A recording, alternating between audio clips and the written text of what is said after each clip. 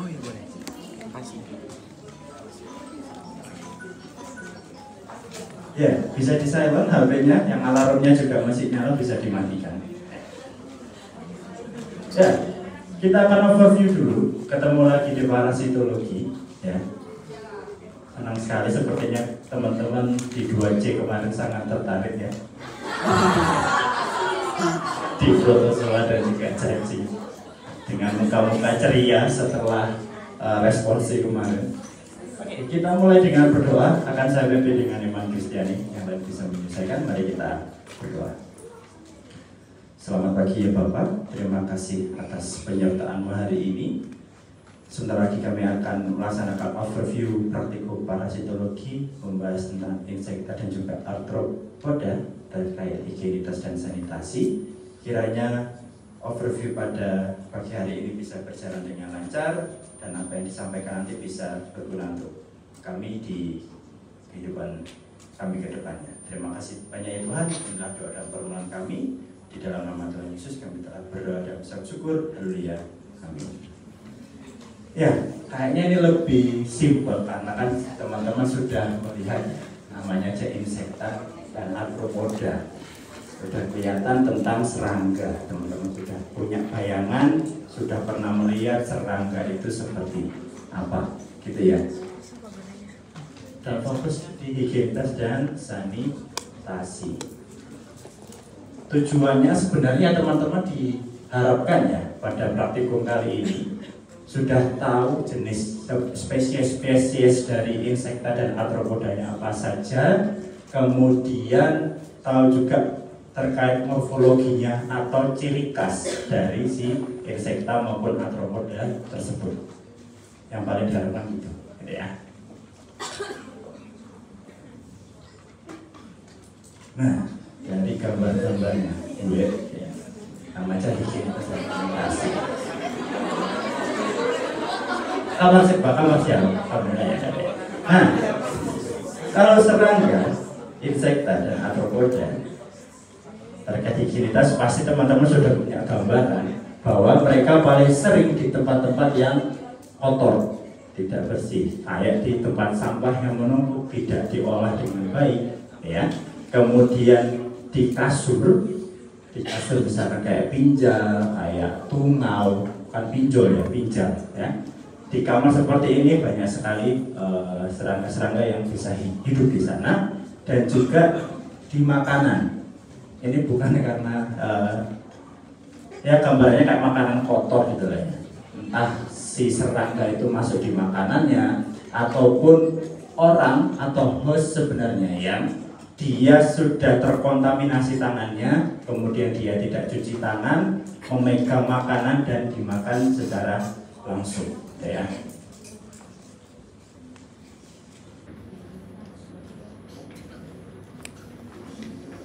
Kelihatan ya?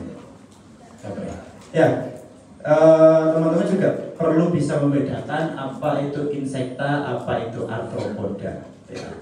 Kalau insekta itu adalah hewan yang sebenarnya hanya bertungkai 6 atau memiliki 3 pasang kaki, itu insekta. Arthropoda pun sebenarnya juga sama, dia bisa memiliki 3 pasang kaki. Tetapi yang membedakan adalah untuk arthropoda sendiri didapatkan dari kata arthros dan juga poda. Arthros berarti ada yang ruas, berarti poda adalah kakinya. Berarti kaki-kaki dari hewan tersebut memiliki ruas, jadi ada ruas-ruasnya, beberapa bagian. Nanti akan kita lihat hewan-hewan apa saja yang termasuk dalam insekta maupun arthropoda. Nah, ini adalah beberapa gambaran khas yang mungkin teman-teman bisa merasakan, misalkan kayak kutu, langsung gatal semua kepala. Kutu di kepala, kutu di badan, ini ya. Ataupun kayak misalkan contoh tambahannya bahasa Jawanya, kalau teman-teman pernah dengar kayak gudikan, kayak gitu ya. Gudikan karena skabies, ya. Itu gambar seperti itu, dan ini adalah kutu-kutu di rambut, ya. Jadi kalau misalkan teman-teman nanti praktek kemudian menemukan hal-hal seperti ini, teman-teman bisa curiga bahwa penyebabnya bisa saja dari insekta ataupun arthropoda. Nanti kita akan melihat beberapa ordo dari setiap hewan atau serangga ya. Kalau ordo, dari pengertian ordo adalah tingkatan takson yang menghimpun beberapa famili dalam tingkatan klasifikasi makhluk hidup. Misalkan kayak bentukannya lalat hampir sama semua, kita masukkan di ordo tertentu. Ataupun misalkan kayak kutu bentukannya hampir sama, kita masukkan dalam ordo kutu. Nanti kita lihat beberapa ordo, nama-nama ordonya. Gitu ya. Jadi lalat dimasukkan di ordo sendiri, kutu dimasukkan di ordo sendiri. Gitu ya. Nah, ini dia ordo-ordo. Ada ordo Diptera, ordo Orthoptera, ordo Hemiptera, Siphonoptera, Anoplura, dan ada tambahannya. Ya. Sebenarnya dia ada pengertian sendiri-sendiri. Contoh, kayak misalkan ordo Diptera diambil dari kata di dan ptera. Ya. Kalau jalan-jalan nggak apa-apa ya, menikmati ruang seminar di kampus. Dan kalau diptera, di itu berarti dua, ptera berarti adalah sayap. Ya, diptera berarti hewan-hewan ini dia memiliki dua pasang sayap di bagian depannya. Contoh-contohnya seperti lalat. Kita nanti akan membahas ada lalat musca domestica, ada lalat hijau atau Calypsora. Penyanyi. Ya. Hukumannya nyanyi dulu dong. Ada juga Chrysomia, itu lalat-lalat yang masuk di dalam ordo Ptera. Kemudian ada ordo Orthoptera. Orthoptera berarti dia orto berarti dia menutupi seluruh badannya, ptera berarti sayap. Ya, berarti sayapnya dia lurus menutupi seluruh punggungnya. Contohnya ada Periplaneta americana. Ada tahu serangga apa itu? Kecoa. Serangga kecoa. Keren ya namanya ya, Periplaneta americana. Kecoa. Kemudian masuk ke ordo Hemiptera. Hemi berarti dia sebelah, ya, setengah. Kemudian ptera berarti sayap. Berarti dia hanya memiliki setengah bagian sayap saja atau dia tidak memenuhi bagian tubuhnya. Contoh ada Cimex Retuarius, langsung Cimex. Ada Panstrochilus megistus. Itu contoh-contoh dari si ordo Hemiptera. Kemudian ada ordo Siphonoptera. Nah, kalau ini cukup berbeda. Jadi kalau Siphonoptera itu diambil dari sifon dan aptera sebenarnya. Sifon berarti teman-teman sudah punya gambaran seperti corong atau tabu di bagian mulutnya. Kemudian ada aptera. Aptera berarti dari kata a dan ptera, berarti tidak bersayap. Contohnya seperti Cephalides, ada Xenoxyla, ada Bolex irritan. Kemudian terakhir ada ordo Anoplura. Kalau Anoplura mungkin saya masih belum menemukan, tapi kalau secara garis besar dia butuh hisap. Contohnya ada Pedicus capitis. Dari namanya sudah kelihatan, capitis berarti di bagian kepala, kuntur rambut. Kemudian ada Pteris pubis, sudah pasti di bagian pubis, bagian paha. Dan juga ada Pedicus humanus corporis, berarti dia butuh di seluruh badan, ya, yang membedakan tiga hal tersebut. Nah, nanti ada tambahannya, contoh-contoh arthropoda atau hewan yang berluas kakinya. Contohnya ada Cyclops, ya. bukannya X-Men ya, yang matanya bisa nyala nggak ya. Kemudian ada Sarcoptes scabiei, atau yang kita kenal penyakitnya yaitu scabies. Silahkan bisa diingat-ingat namanya, gitu ya. Siapa tahu bisa muncul. Oke, kita lanjut ke Orthodiptera. Diptera tadi apa berarti? Ya, di bagian depan. Salah satunya ada Musca domestica. Yang paling mungkin teman-teman juga sering lihat ya, lalatnya seperti apa, ya. Jarak terbangnya dia bisa mencapai 20 mil. 20 mil itu berarti seberapa ya? Jauh lah ya. 20 mil. Kemudian setelah dia kawin antara jantan dan betina, dia bisa bertelur setelah 4-8 hari setelah mereka berhubungan, gitu ya. Langsung dia bertelur. Terus makanannya dia bisa dapat dari mana saja, entah cair, entah semi padat ataupun padat. Dia bisa ambil makanan seperti itu. Tipe mulutnya menghisap, labiumnya atau bagian mulutnya memanjang, ada bagian dua labellum ya di bagian distalnya, di bagian bawahnya. Nanti waktu praktikum kita bisa lihat. Terus mempunyai pseudotrakea yang merupakan saluran untuk menghisap. Jadi bentuknya seperti trakea, pseudo gitu, dan fungsinya dia untuk menghisapnya, ya. Nah ini. Kalau untuk siklus hidupnya dia sempurna ya. Jadi dia dari telur, larva, pupa, kemudian jadi dewasa. Hampir sama kayak nyamuk. Ngantuk banget Mario. Kenceng banget.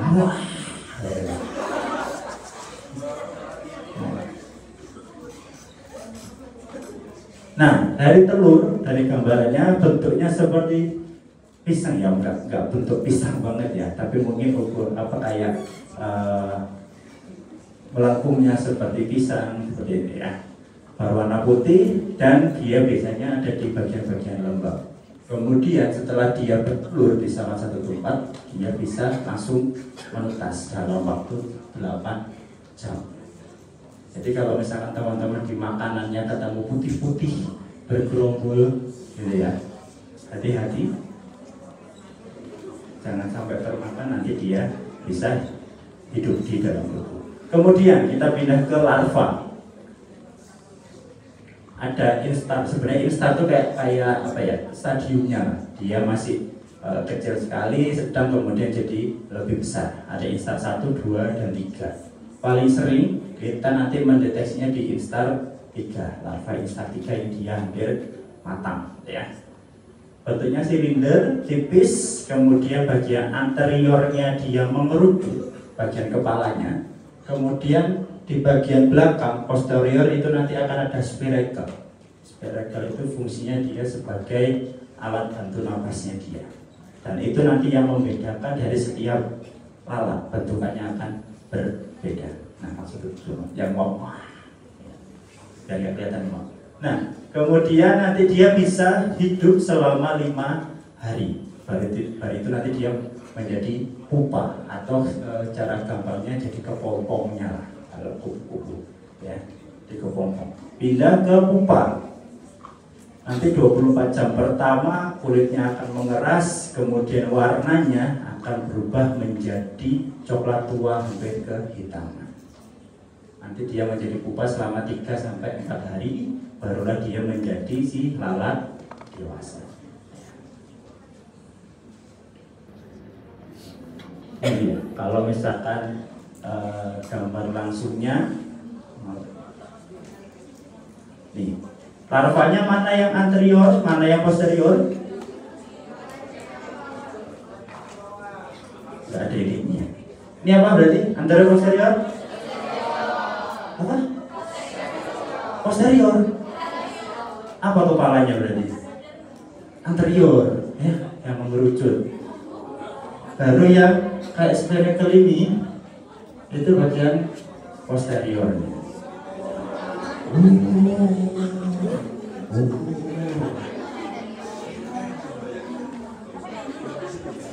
baru nanti ada pupa.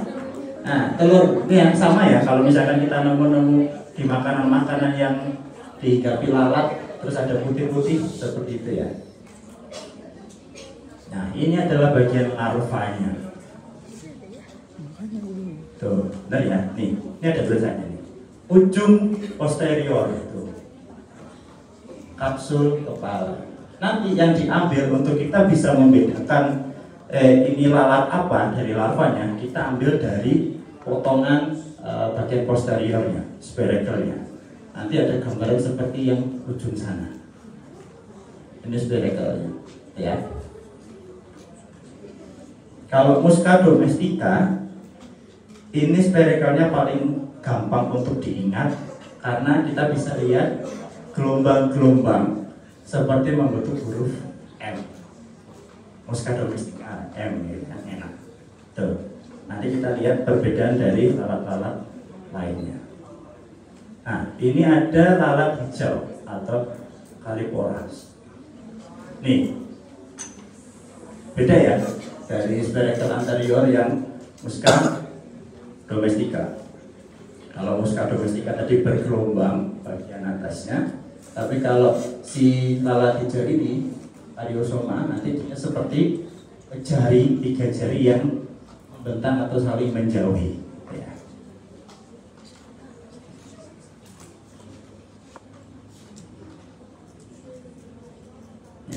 Chrysomia megacephala atau lalat hijau. Saya kelihatan ya bentukannya ya. Beda juga tadi dengan Musca domestica yang bagian toraksnya dia memiliki motif seperti harpa gitu ya. Sedangkan kalau yang Chrysomia ini benar-benar hijau seperti teman-teman pernah lihat Kamen Rider gitu ya. Kamen Rider yang tua sekali ya. Seperti ini bentukannya. Bertelur pada bekas basah, bisa di feses ataupun di bahan-bahan organik yang membusuk. Dia bisa bertelur rata-rata sampai 254 telur. Menetas selama 9-10 jam, kemudian bisa menjadi larva dalam waktu 4 hari. Menjadi dewasa kira-kira hampir 3 bulan, 105 hari. Jadi cukup banyak sekali. Misalkan dia bisa menetas, dia bisa berkembang lebih banyak. Kemudian ada sarkofaga atau lalat lirik atau lalat daging. Apa yang membedakan dengan Musca domestica tadi? Kan tadi bentuk punggungnya hampir sama ya, toraksnya sama. Yang membedakan dari abdomennya. Ya, kalau di Musca domestica tadi dia hanya polos gitu, hampir sama dengan toraksnya. Tetapi kalau yang untuk sarkofaga dia seperti meja catur. Ada kotak-kotak, makanya dia kalau di sini disebutnya sebagai lalat lirik. Berwarna abu-abu, ukurannya 6-14 mm panjangnya. Memiliki 3 garis gelap pada bagian dorsal dan perutnya memiliki corak seperti papan catur. Perkembangbiakannya paling suka di bagian daging ataupun bangkai, kemudian di kotoran dan juga sayur-sayuran yang sudah membusuk. Nah, ini dia yang membedakan spirakel. Jadi kita hanya ada 3 saja. Nanti ada Musca domestica, ada sarkofaga sama Chrysomia. Ya, kita bisa lihat kalau yang Chrysomia tadi dia lebih sendut jarinya. Tetapi kalau yang sarkofaga dia lebih pipih dan tidak beraturan bentuknya. Kalau si Musca domestica sudah kelihatan ya, bentukannya berbeda dibandingkan dengan yang sarkofaga maupun si Chrysomia.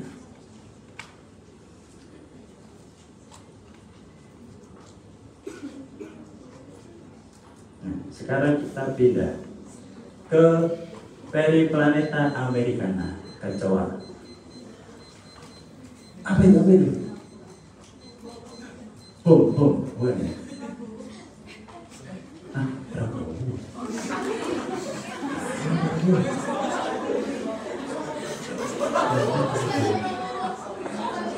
Oke, kita lanjut lagi ya. Periplaneta Americana atau kecoa. Berukuran besar, dia bisa sampai 3,8 cm. Kemudian warnanya bisa berwarna kuning atau kecoklatan. Ada pronotumnya lebih dari 0,6 cm. Ada serkus di bagian ujung abdomen dan sayapnya tumbuh sempurna setelah dewasa, menutupi seluruh bagian abdomen. Makanya tadi dia masuk ordo apa?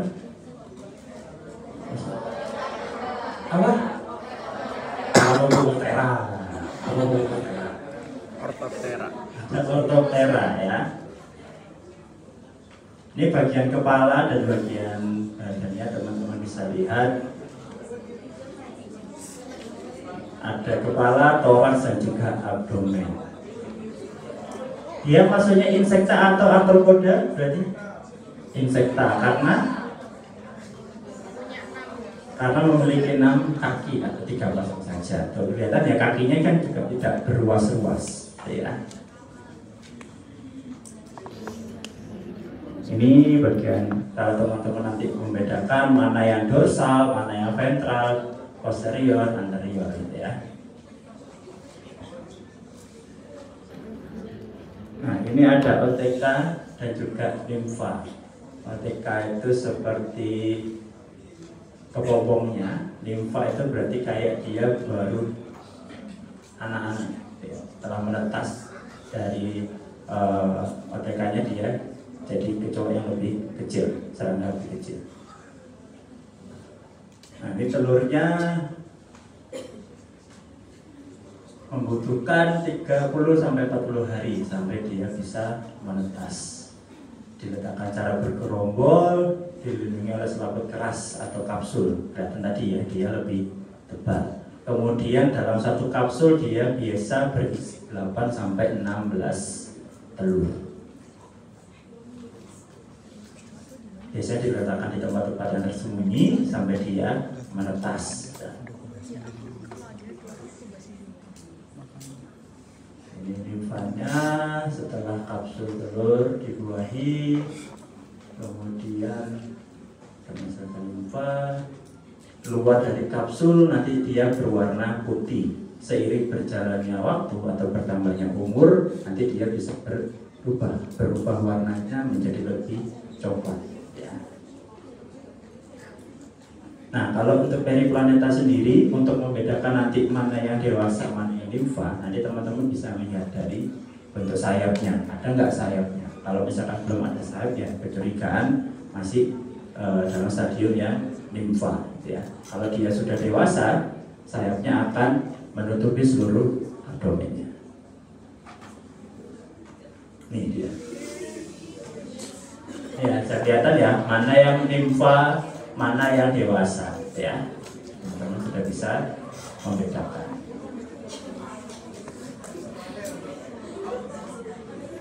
Nah, sekarang kita masuk ke Cimex lecturarius. Cimex masuk insekta atau arthropoda? Masuknya insekta. Kita pasang. Ya. Ada 3 pasang kaki ya, tidak berruas. Terus dia tidak sempurna karena setelah jadi telur, dia jadi limfa, baru langsung jadi dewasa. Jadi bentuknya hanya berubah ukurannya saja.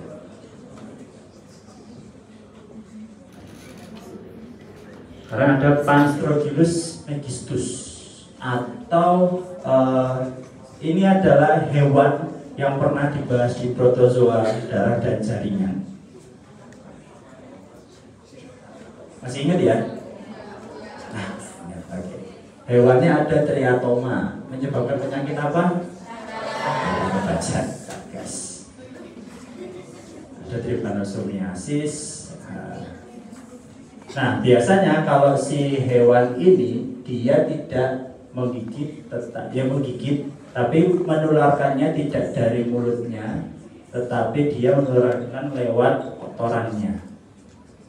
Jadi dia ketika sudah siap untuk pencernaannya untuk istilahnya buang air gitu ya, nanti dia akan berpindah ke host atau ke manusia yang nanti sudah ada lukanya. Dia gigit jadi luka, kemudian dia membuang kotorannya, terus nanti tidak sengaja kita garuk, kotorannya masuk ke luka yang sudah dibuat oleh si triatoma. Nanti dia bisa menyebabkan cagas. Nah, sekarang kita masuk ke pinjal.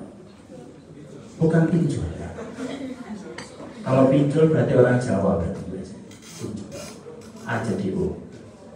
Nah, nanti kita ada Stenocephalides dan juga ada Xenopsila. Ada Stenocephalides dan Xenopsila. Kira-kira dari gambar ini yang membedakan apa antara si Stenocephalides sama Xenopsila? Sisir yang mana?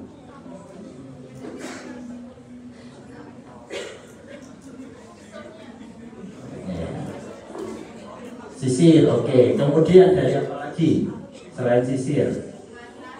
Dari mata. Dari matamu. Oke, dari mata bisa. Kemudian sebenarnya dari bentuk kepalanya. Kalau teman-teman sedikit memperhatikan untuk Stenocephalides, dia kayak langsung landai turun gitu ya. Turun tapi kayak lebih teratur, lebih rapi. Sedangkan kalau si Xenopsila itu kayak tiba-tiba melengkung aja di bagian depannya yang membentuk seperti ada tonjolan di bagian kepala depannya. Ya. Dari Stenocephalides langsung landai, sedangkan ini seperti ada lekukan yang lebih tajam. Nah, Stenocephalides berukuran 1-2 mm, berwarna coklat tua, bahkan bisa sampai hitam. Paling sering di sela-sela rambut kucing, dia suka meloncat-loncat, jadi berhati-hati kalau misalkan punya hewan peliharaan, dipastikan kebersihannya ya. Kemudian tubuhnya gepeng, di sebelah lateral dilengkapi banyak duri. Seru sekali kayaknya. Maksudnya diajak ngobrol. Nah, udah. Oke, saya lanjut lagi ya. Kemudian mengarah ke belakang dan rambutnya keras. Ada sumut pendek dan terletak dalam lekuk-lekuk di dalam kepalanya. Bagian mulutnya dia dipotong hisap dengan ada 3 stilet penusuk. Antena untuk yang jantan lebih panjang dibandingkan betina. Kemudian bagian bawah betina agak membulat. Nih dia yang membedakan antara jantan dan betina. Mana yang jantan, mana yang betina kira-kira? Nah, yang ini jantan. Yang ini tahunya dari mana? Nah, sperma. Sudah spermanya. Tapi sebenarnya ini yang betina, itu yang jantan. Tahu dari?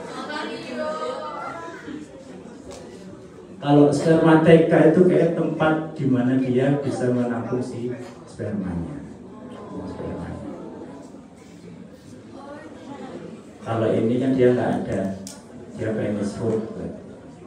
Pokoknya yang bagian ada memanjangnya di bagian posteriornya berarti dia adalah si jantan. Sekarang kita ke Xenopsila. Tanpa sisir genal, benar ya, berarti Xenopsila tidak tampak adanya sisir atau sedikit sebenarnya. Terus kalau membedakan jantan dan betina, kalau jantan dia memiliki alat reproduksi yang melengkung, ada adeagus namanya, adeagus atau penis root di bagian ujung posterior. Nah ini betina mirip seperti jantan, tetapi dia memiliki spermatika atau bentukannya seperti kacang merah seperti itu di bagian posteriornya untuk menyimpan si sperma. Nah, kelihatan ya berarti ya, yang betina seperti apa, yang jantan seperti apa. Nanti diharapkan waktu praktikum sudah bisa membedakan. Ada puleks iritan, pinjal manusia. Tidak memiliki sayap, tidak memiliki mata, paling pipih di bagian dorsoventral. Ya. Umumnya paling sering menginvestasi manusia, tetapi juga bisa menginvestasi atau menyerang hewan seperti ayam, babi, kucing, dan juga tikus. Ya, itu banyak puleks. Betina atau jantan ini berarti? Betina. Sekarang kita pindah ke Pedunculus humanus capitis. Kira-kira, ini kan ada tulisan female dan male, ada betina dan jantan. Kira-kira yang membedakan apa?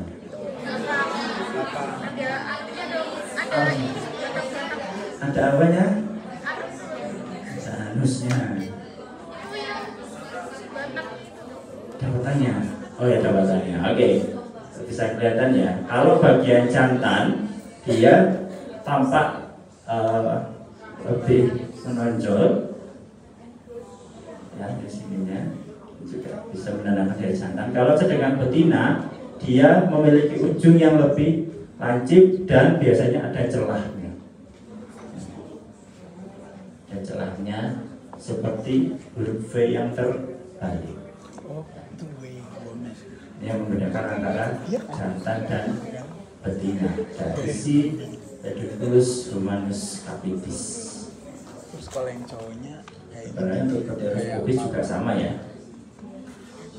Jadi 3 pasang kaki, tapi yang membedakan dia lebih gemuk biasanya untuk Pedunculus. Kemudian capit-capitnya juga lebih kelihatan lebih tajam dibandingkan dengan yang Pedunculus. Kemudian ada hastelum sebagai alat di mulutnya. Kemudian dia memiliki sepasang antena.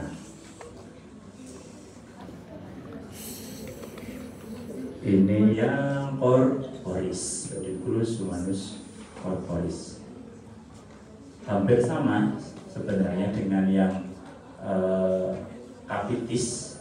Nanti kita tinggal melihat saja dia menghisapnya atau didapatkannya di bagian mana pada pasien. Nah, barulah kita ke arthropoda atau tambahan-tambahannya ya. Ada Cyclops. Kayak di alam biasa.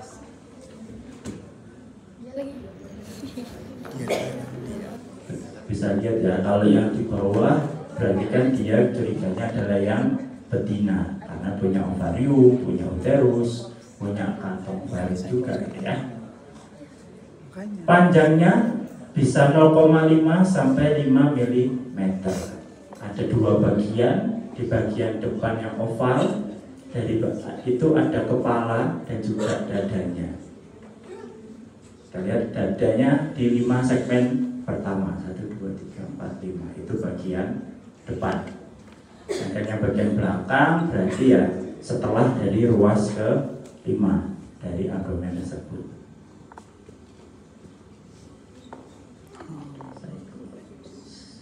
Nah, ini ada Sarcoptes KBI.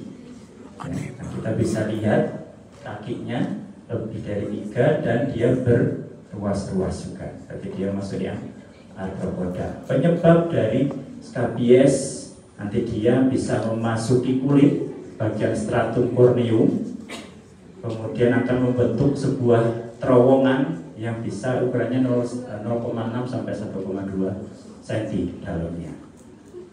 Dia paling sering di celah-celah jari ataupun di lipatan-lipatan tubuh, lipatan paha, ketiak, dan sebagainya. Ini ada Dermatophagoides pteronicipus atau tungau debu biasanya.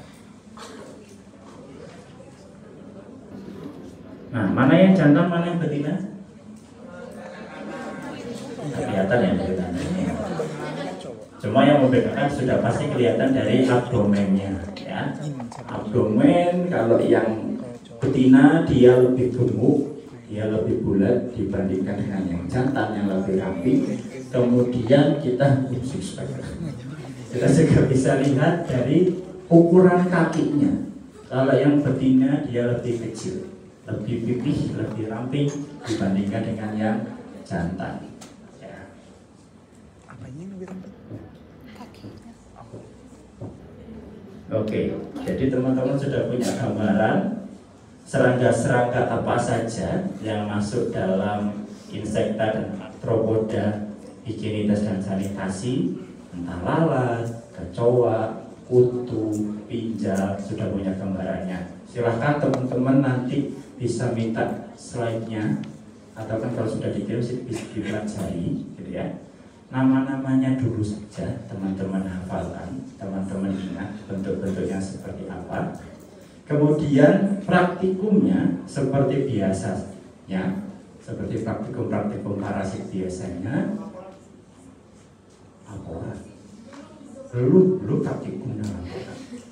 Nanti praktikum seperti biasanya kita akan review sedikit ya. Mungkin ada tambahan di praktikum. Kemudian nanti teman-teman bisa lihat preparatnya, entah yang makros, entah yang pakai mikroskop gitu ya. Kemudian nanti membuat laporan seperti biasanya. Nanti akan ada lembar kerja, nanti suruh menggambar dan mengidentifikasi morfologi dari serangga tersebut. Dan pastinya ada pre-test dan juga post-test seperti biasa. Jadi silakan diingat-ingat ordo-ordonya apa saja, nama-namanya apa saja, ya.